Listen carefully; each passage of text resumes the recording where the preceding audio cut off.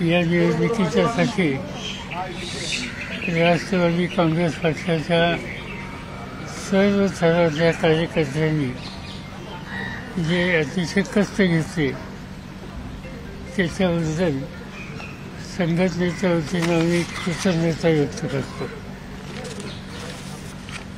महाराष्ट्रात एक प्रकारचं परिवर्तनाची प्रक्रिया सुरू झाली.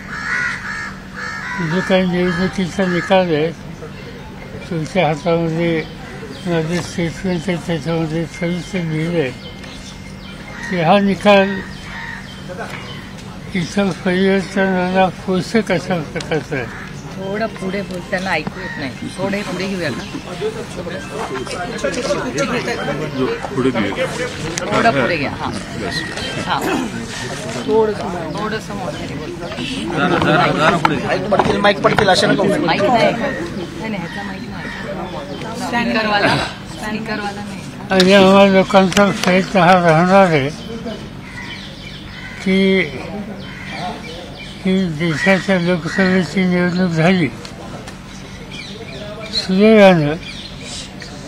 देश पातळीवरचं चित्रसुद्धा अतिशय आशादायक आहे.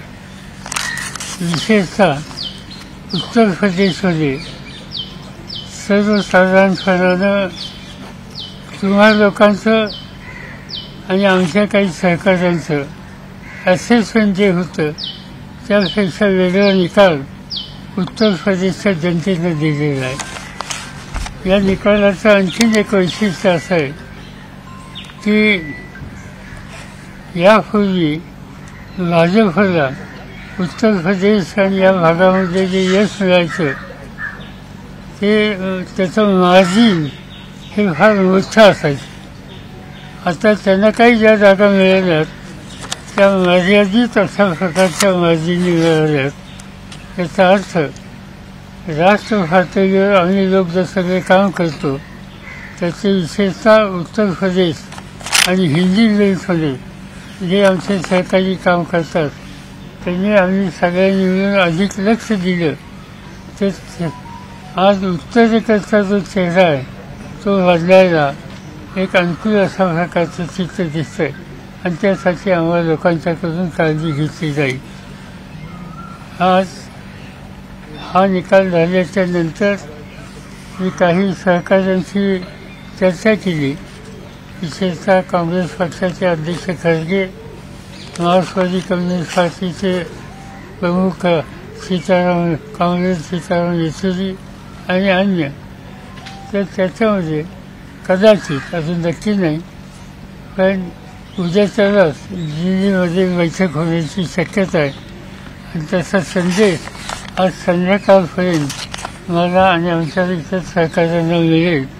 ते असेल तर उद्याच्या बैठकीला आम्ही तातडीने जाऊ आणि एकंदर पुढचे धोरण पुढची नीती ही सामूहिकपणानं चर्चा करून ठरवू एवढंच या ठिकाणी मला सांगायचं.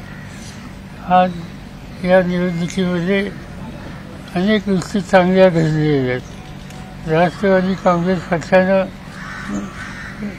जयंतराव पाटलांच्या नेतृत्वाखाली आम्ही जागा मर्यादित लढवल्या. सगळ्या मिळून आम्ही 10 जागा लढवल्या. पण त्याच्यामध्ये असं दिसतंय की 7 जागेवर अंतिम काही त्याचा पूर्ण काउंटिंग झालेलं नाही पण 7 जागेवरच्यावर आज आम्ही पुढे आहोत. किती 7 होती? 7 जागेंच्यावर आज आम्ही पुढे आहोत. याचा अर्थ 10 जागा लढून 7 मध्ये विजय मिळण्याच्या संबंधीचं चित्र. याचा अर्थ स्ट्रायकिंग रेट हा राष्ट्रवादी काँग्रेसचा या निवडणुकीमध्ये निश्चितपणानं झालेला आहे. हा जो काही यश मिळालं ते यश मिळालं ते एकट्या राष्ट्रवादी काँग्रेसचं यश आहे असं आम्ही मानत नाही. आम्ही ही जी महाराष्ट्र विकास आघाडी केली याचा उल्लेख माझ्या स्टेटमेंटमध्ये सविस्तर आहे.